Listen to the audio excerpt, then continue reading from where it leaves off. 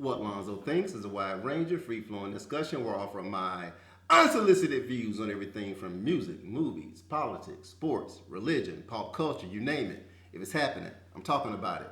My thoughts are unsolicited, nobody cares, and you ain't supposed to care. All right, I got a special guest with me, Wendy. How you doing today? I'm doing great. How are you? Awesome, awesome. I do appreciate you taking time out with me today. Now, I've been gone for a while, so for my listeners out there, I'm back and better than ever. And Wendy is going to be my co-host on several shows going forward, and this is our first together. So once again, I am very much excited to have Wendy on the show with me. So thanks again, Wendy. You're welcome. Awesome. Now, today's subject is something that really happened kind of like organically today because Wendy and I were talking, and I'm going to quantify everything by letting you all know that Wendy is freaking gorgeous. Okay, she's a dime piece. She's a 10. She's a beautiful woman, and we got into a conversation about well, we were looking at a TV show, right? A reality show about divorced people, like on an island somewhere, trying to rekindle their relationships or whatever. And unfortunately, Wendy is divorced, and I am divorced. And we started talking about relationships and all this kind of stuff, and the conversation kind of delved into what it's like to be an attractive woman and how that attractiveness plays into the psyche of a man. So I was like, you know what? We having this conversation. It's a great conversation. This needs to be a motherfucking podcast. Excuse my French. I said motherfucker. Is it okay I say motherfucking? I don't know. What does YouTube think? YouTube's all right with it. So I'll try to keep my colorful language to a minimum if I can. So I'm like, wait a minute. This would be a great topic for a podcast. I said, hey, let's go ahead and do this damn thing. And Wendy thankfully agreed. So without any further delay, we'll get right into it. Now, like I said before, Wendy is a very attractive woman, and as a man, I think it's important that we acknowledge that me being a man, of course, that I be as transparent as possible when it comes to discussing the psyche of a man when it comes to beautiful women. But before I even go any further than that, I'm going to ask Wendy this question first and foremost. All right. First of all, being a beautiful woman, does a beautiful woman know she's beautiful? Absolutely. Quantify that, please. I don't know what you mean by quantify that. So, you know that you're beautiful. Do you look in the mirror every morning? You wake up and the birds are chirping and the sun is shining through the window and is it like that or is it a process? Well, I feel like the raw material I start out with is pretty good. The birds aren't chirping.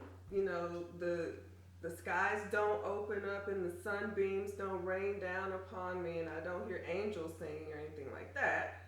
But like I said, I feel like what I'm working with in the morning when I wake up is pretty good. And it just gets better from there. Okay, now let's transfer that from the morning you wake up, you know you're beautiful. Okay, now from the moment you wake up and know you're beautiful to the moment you leave the house to go to work or do whatever the hell is you're going to do for the day, tell me about that process to get you out the door, being a beautiful woman. Personally, I can't speak for anybody else. Personally, it takes me about 45 minutes to get ready from showering to getting in the car. Like I don't do a whole, unless I'm going to a really fancy event, I don't take 2 hours to get ready. It's not that way. But when I leave the house, it's excellent.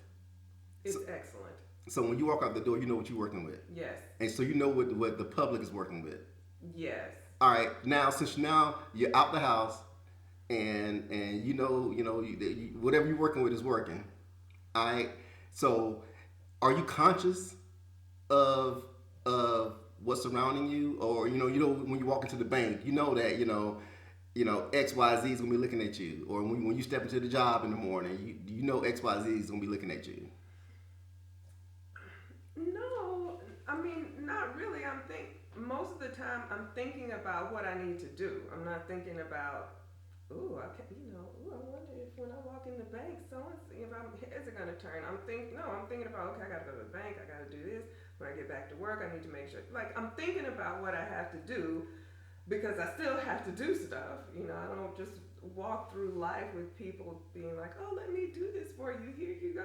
That's not what it is. You still have to be an adult. But what I will say is things are a lot easier for me.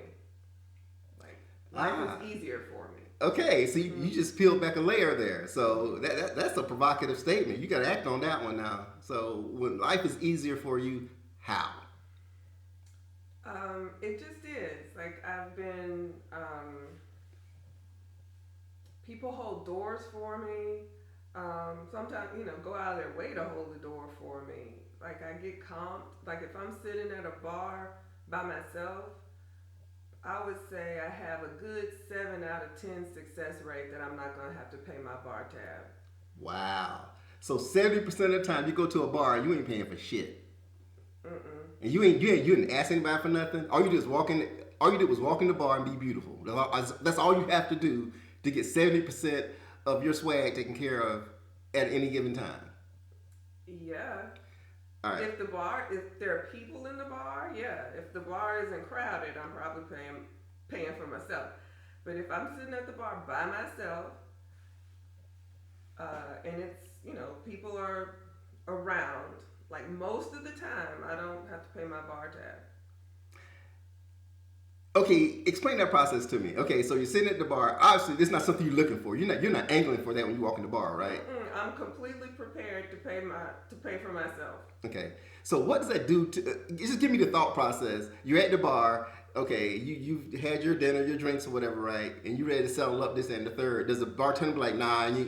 It's been taken care of. How does that get filtered to you? No, usually. So if you're by yourself, people who go to places by themselves, and I actually go to a lot of restaurants by myself, is just how it was. And if I'm by myself, I just usually sit at the bar. I'm not going to get a table. But, you sit at the bar, there are other people there eating or drinking alone, and somebody will just start talking to you. Or sometimes I start talking to people. I've met plenty of women and had conversations with women. I typically don't start talking to a man, but if I am in a conversation with a man and he's single, most of the time he'll just pick up my tab. Okay, so he picks up the tab. Okay, but does he shoot a shot at the same time, or he just paying for it and hoping? I would say it's about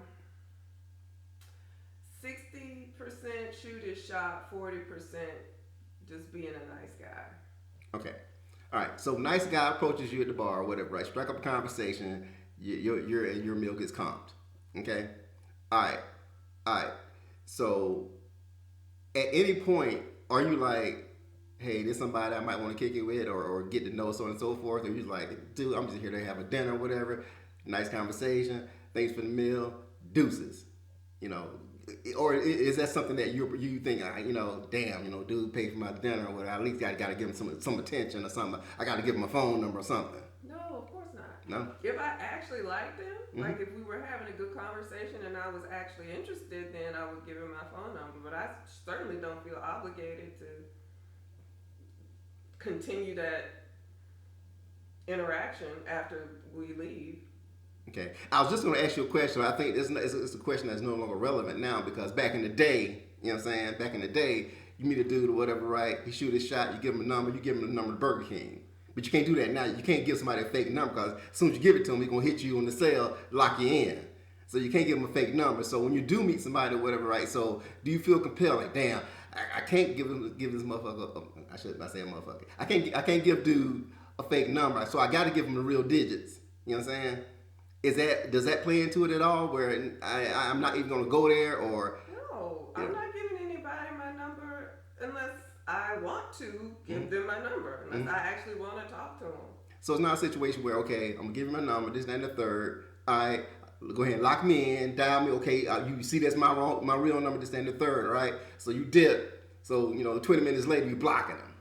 No, No. that's too much work. I guess I'm thinking from a standpoint of a racket. I'm not saying that you're in a racket, but I'm sure there are women out there who do use it as a racket. You know what I mean? Where you go out, you meet somebody, you get comped or whatever, you give them the digits, get their hopes up, this ain't the third, 30 minutes later, they trying to hit you up, block. I mean, I think that'd be a pretty lucrative industry. No, I will have told the truth, but no.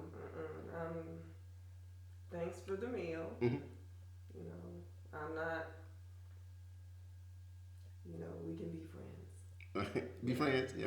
I'll be here if you want to see me again. You might just come in. I'm here sometimes. So that's how if he want to ever see me again, then he'll come back until he sees me there again. Interesting stuff. All right, so as you and I were talking earlier today, obviously before we started the show, or whatever, right? We're not gonna name names. We're not gonna talk about anything personal. This and the third. Okay, so we're speaking in hypothetical terms here. Okay, all right. So let's say you're in a relationship with someone. Okay, with them, obviously we take it from a heterosexual standpoint. You're in a relationship with a man. Okay, and obviously being a beautiful woman, and I'm sure you've been in relationships. Are there certain stressors that you are aware of or unaware of or may have suspected that the man goes through in being involved with you as a beautiful person? I was not aware. I guess maybe I'll say I kind of was, but I thought it was situational. I didn't think it was constant. I thought, okay, I'm somewhere with the person I'm with, and he noticed somebody noticing me, or I noticed somebody noticing me, and maybe he felt the way then, but that situation is over. Like we weren't, we left. I'm not thinking anything else about it. I'm just thinking, oh, that was that incident. I didn't know that the man would feel like that all the time. So you're kind of oblivious to it, in other words. Yeah, I wasn't thinking like that, especially because if I'm with somebody, that's who I'm thinking about. I'm not thinking about what other people are doing or thinking. Okay, so let's back up a little bit. All right, so say instead of Wendy, you're Brunhilde. Okay, instead of being a 10, you're a 3. Okay, and you're at that same bar. Okay, can you get into that mindset of being a 3 versus being a 10 at the bar? Is that same dude that comped your dinner gonna comp Brunhilde's? I'm not saying Brunhilde is ugly or whatever, right? I'm just saying Brunhilde is an ugly ass name, so I'm attaching that. So go where you were. And if there's anybody out there named Brunhilde listening to this right now, I don't mean to offend you, but Brunhilde is an ugly ass name, so I'm gonna attach that to an ugly ass woman. All right.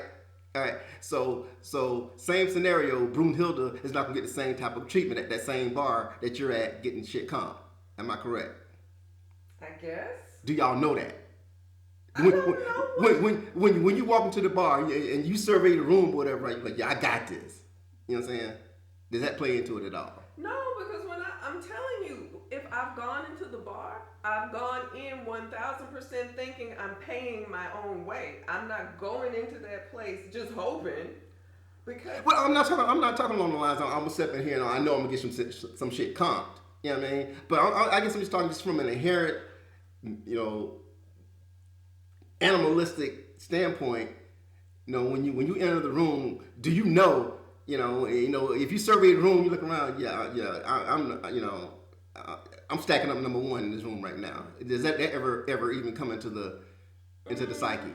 I don't know. Maybe. I don't know. I just don't. Is it human nature? You think?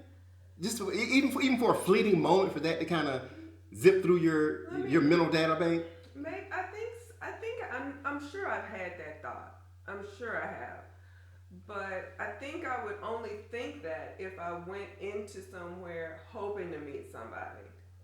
Not if I'm going to a bar and I'm going to eat. If I'm going to a restaurant and I'm going to eat and I'm alone, I'm going to eat.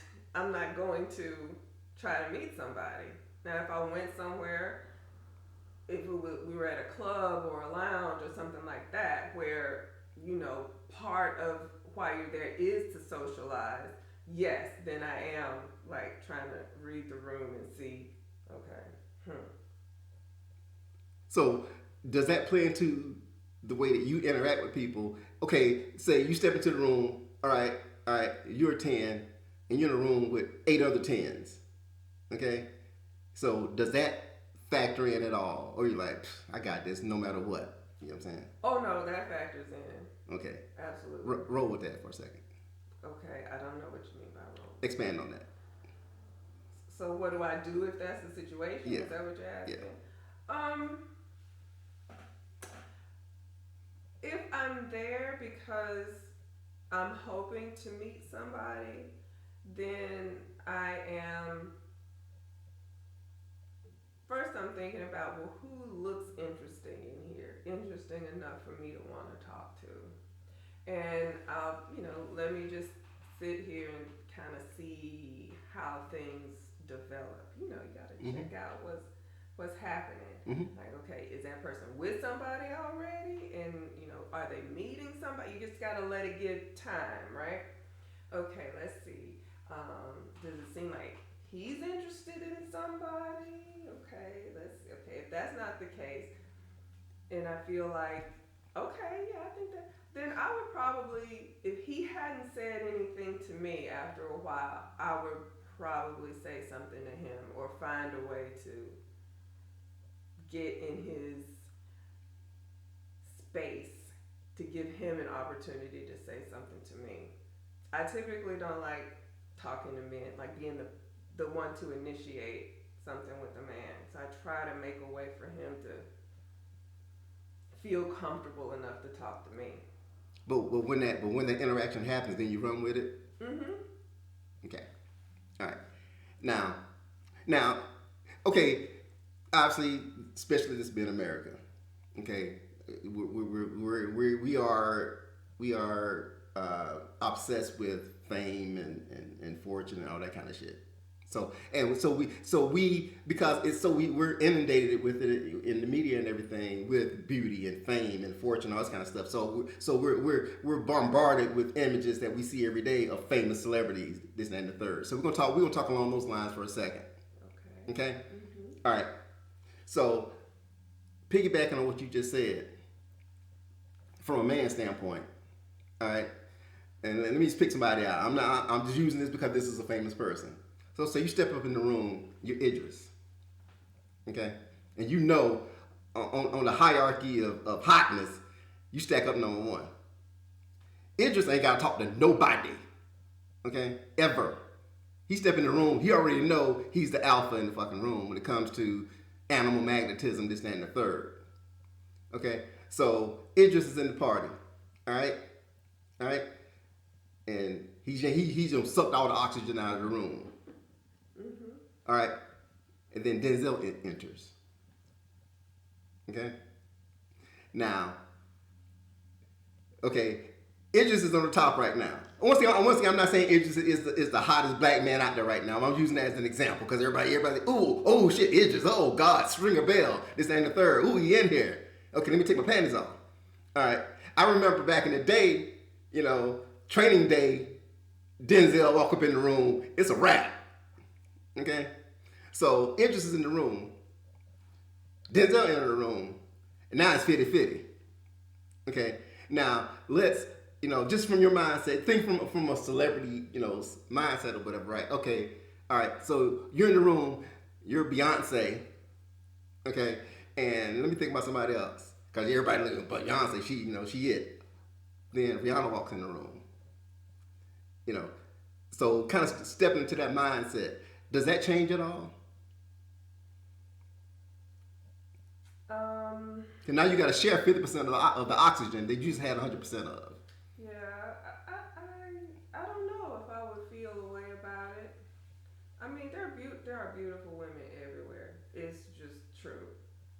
rare that you will be the only beautiful woman in the room anywhere. I'm not saying the only beautiful woman, but you know, when you walk in, you stack up number one. Not only you got fame, you got fortune, you got looks, and everybody looks at you like, oh, you know what I'm saying? It might not even be factual, okay? But you've been built up to this point where right now, I'm thinking just as a black male, okay? I'm thinking as a black male that when you talk about beautiful black women who basically got everything, you know, got everything going for them, that can suck the oxygen out of the room, that's Beyonce. You know what I mean? So I'm talking just from that mindset. You know, and I'm just asking for your opinion on that because folks out here listening, they probably want to know the answer to a question like that. You know, when you got 100% of the motherfucking oxygen, you got to share 50% of it. Does that change anything? In your opinion? I don't know. I've never thought about it. Like that. I guess it would have to. It would have to, right? Yeah. I mean, look at it this way. If LeBron James is in the party and Michael Jordan walk in, you got to share. You know what I mean? You know, LeBron, you the king, Mike, he the GOAT. But I feel like I'm sharing anyway, because like I said, there's beautiful women everywhere. But do you want to? Can you? From an egotistical standpoint. Yes, I can, because I feel like there is abundance. There is abundance. We don't have to fight each other for a man. We don't have to fight each other for anything. There is abundance.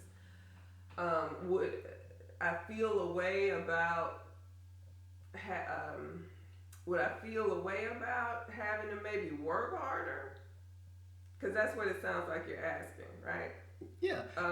Is that a conscious or subconscious thing when I said when you've been in the party for an hour and then Rihanna walk in there and then everybody is around you, the crowd that was around you, now 50% of that crowd moves toward Rihanna.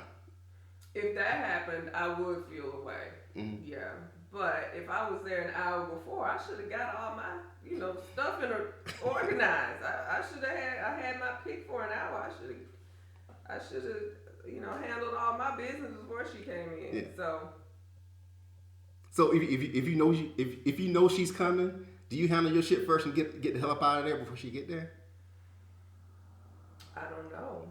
Mm. If I know she's coming, I don't know what I would do. You got your publicist or whatever, or your assistant in your ear. Okay, she just landed at the airport about 45 minutes out. Yeah, I don't know if I would have left before she got there. Yeah.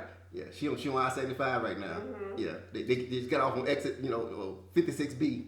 Yeah, if that's the situation, I would have left. ETA 17 minutes. Trying to wrap up. Got that kind of intel, yes.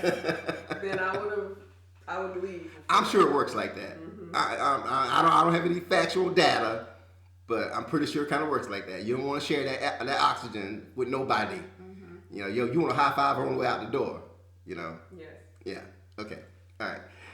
So that being said, we're gonna push along here because we talked about something else, and I tried to clue you in on some things that you seem to be genuinely shocked by.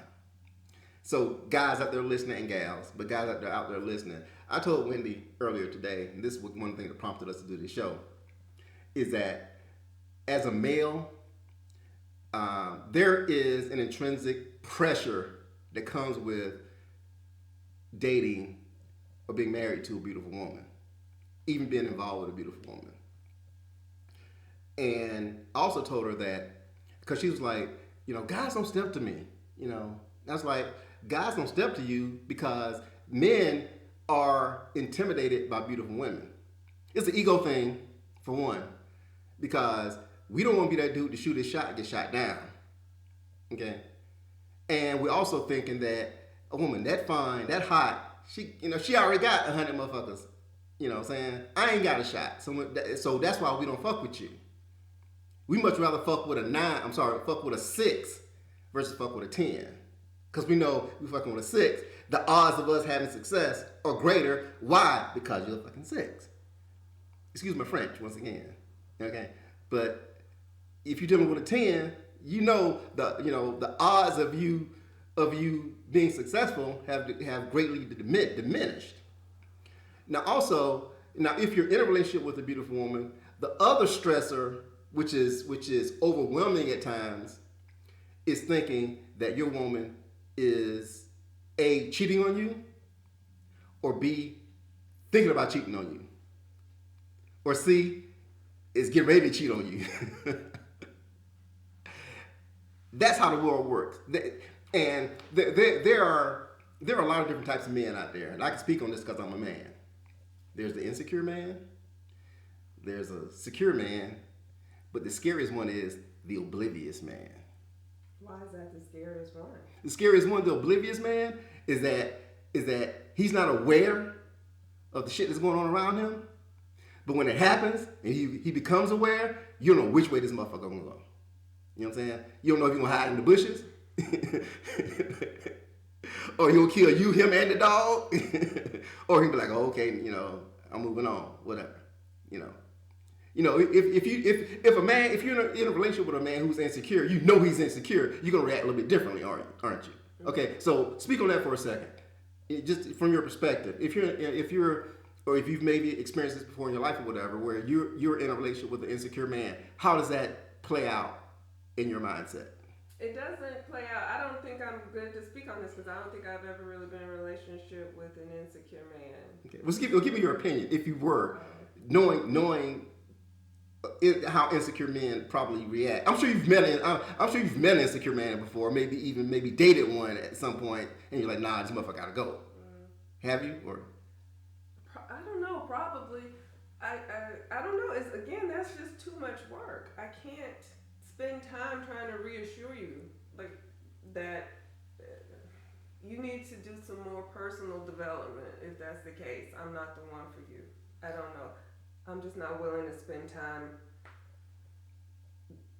my time like that with another person. Like I can't be that for you. So, based on your experience, you've only been associated with secure men. Yeah. Okay, now speak on that. So let's throw a little scenario out there. All right. Okay, 3 times a week you go to the gym. You go at 6 o'clock after work. You go straight from the job to the gym. You work out. You usually take you about an hour and a half. Usually you walking in the door around 7:30, 8 o'clock. Okay, you hitting up, Bay on, hey, just got the gym. Be there in a few minutes. Then they're gonna pick some up for you, whatever, right? Okay, so you usually walking through the door at 7:30, 8 o'clock. Okay, all right. Scenario is now you go to the gym at 6 and you get home at 9:30. Speak on that. Well, if that was the case, I probably would have said, hey, I'm going to be late tonight. I would have, reached out and told him that something is different. So. What are you thinking of? I would hope he's thinking, oh, okay, she decided to go have dinner with her girlfriend or whatever I said I was going to do. Why not? Once again, this is how the male mind works. I know what I'm working with. I know what I got. Okay? And I know every time me and her go out to dinner or whatever, right, motherfuckers looking. You know what I'm saying? We walking down the street, heads turning. We at the mall, heads turning. Folks still go to malls? Do folks still go to malls? No, not a lot. Okay. You're at Ponce City Market. Well, you walk at the belt line, and as you walk down the belt line, heads turning. So you know what's up. All right. Now, babe, 6 o'clock, she at the gym. 7:30, she walking through the door. Okay. Now it's 9 o'clock, she walking through the door. You ain't with your friends. You fucking with that motherfucker that you ran into at Starbucks. That you've been running into at Starbucks for the last 5 weeks and saying hi, huh? Then okay, now y'all, you see the same person at Starbucks every day picking up coffee same time as you. Now he buying your coffee. The next thing you know, you at the gym working out. Here's Dexter St. Jock, at the gym. Now y'all cutting it up at the gym, having a good time. This, that, and the third. Next thing you know, hey, it's 7:30 at the gym, getting ready to leave. I'm gonna stop, over here, grab me some over here at this restaurant around the corner. Why don't you join me? Oh, okay. It's all innocent. Mm-mm. Okay. So you created a whole scenario That's how the male mind works. That's what I'm saying. I'm trying to tell you that's how it works. Now, guys out there listening, they're like, nah, motherfucker, it ain't me. You a lying motherfucker. I know I'm a man. I've been a man for a long time. Okay, I know how this shit works. Okay? And deep down in places you don't talk about at parties, you know that's what you're thinking. You know? Now all of a sudden, she come home at 9 o'clock. She ain't hanging out with Cindy, you know. Nah, she hanging out with Dexter St. John. Okay, now once again, as someone who, you know, who is obviously very attractive, this and the third or whatever, right? Are you oblivious to that kind of stuff? Or is that something that even has to register in your mind's eye to where my man's gonna be thinking this kind of shit? No, that has never registered. But he is. It's inevitable. Okay? Especially if you're an insecure man. Okay, so then what is your move? So let's say, okay, that your woman has said, okay, I'm gonna go have dinner with my girlfriend after the gym today. I'll be home around whatever the time is. Okay, like, okay, babe, that's great. See you when you get home. So then, what are you doing? If you think this whole scenario that you just pontificated is happening, what are you doing? You sitting at home just mad, stewing? You gonna call me? You gonna text me? What you doing? It's a conditioned response. Okay, because if at 9:30, 8 o'clock, 7:30, 8 o'clock every night, you expect to see those headlights pulling to the driveway, or you hear the garage going up, she here. You used to that. You conditioned for it. Like Pavlov's dog. Every time you hear the bell ring, mouth water. Why? Because he don't get some food. Same difference. Men are like Pavlov's dog. Okay, we're easily trained, and we stuck to a routine. And if that routine gets shook, we shook. Then the mind's eye goes in a million different directions. But it's how, as a man, whether you're secure, insecure, or oblivious, how you handle that change, that glitch in the matrix. See what I'm saying? Well, that's what I'm asking you. How do you handle it? From my perspective, I'm a little bit different. See, that's a loaded question because now folks out here listening, oh yeah, of course you're gonna say he don't care, nigga lying. You know what I'm saying? Well, I don't mean to say nigga, but you know, dude lying. Okay, so I'm in a no-win situation now. All right, so I'm gonna speak from my own perspective because I consider myself to be a secure man. I'm a trusting man. Okay, I'm gonna be like, okay, have fun. Tell Cindy I said hi. But even though I said that, I'm 99% sure you with Cindy, but there's a 1% in my brain, Dexter St. John. You got to fight that as a man. And that is the problem. Men, if you're out there listening, once again, you know I'm telling the truth. We are in a constant struggle with Dexter St. John. Okay? They at work. You call her, and she ain't picking up the phone at work. Okay? She in a meeting with Dexter St. John. All right?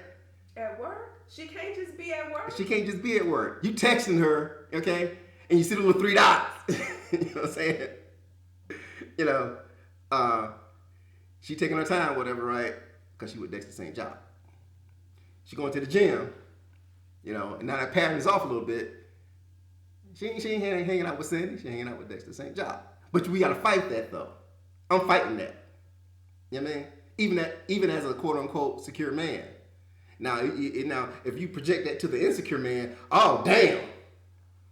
Not only are you having lunch with Dexter St. John, y'all having lunch at the Four Seasons, and you got a room. Wow, that escalated quickly. Yes, you know, and that dude is in the bushes. That's the dude who's following you now. That's the dude who done got your phone, hacked your phone, and put a tracker on your phone or whatever, you know. And then so every time you go somewhere or whatever, they get a little ding. See what I'm saying? That's that dude. Or the oblivious dude, okay, whatever. You know what I'm saying? You know, yeah, you probably whatever, but you know, I don't care. You know what I mean? You know. Or once again, the secure dude who's fronting. So it's a lose-lose on both sides of the equation, in my opinion. That's just how the human mind works, in my opinion, because the human mind is so fucking fragile. Whether you're a 10 or if you're a 0. So the secure man is 99% sure. He ain't never 100. But 1% Dexter St. John. Mm-hmm. So what is the insecure man's percentage? Oh shit. 30-70 Dexter. 70 Dexter St. Job? Dexter is 70, yeah. Okay. Yeah. Wow. The oblivious man, he 50-50. Wow. Yeah. He These in the are clouds. some really high numbers. Fellas, I would love to hear your opinion about this. Y'all need to get in the comments. You want to hear some lies? That's what you want to hear, because that's what you're going to get, some lies. You are underestimating your audience. Give them a chance. No, I'm overestimating my audience, to be honest with you. You know what I'm saying? Because y'all some lying motherfuckers. Keeping it real. No, give them a chance. They can comment anonymously. Give them a chance. I want to know what the fellas think. Is Alonzo's percentages correct, fellas? No matter what category you fall in, secure, insecure, or oblivious. If they're oblivious, do they know they're oblivious? Because that's the definition of oblivious. That's why they're oblivious. They're not gonna own up to that shit. I'm good, whatever. I got my own shit going on. I gotta work 80 hours a week, make sure that I got shit taken care of at the house. This ain't the third.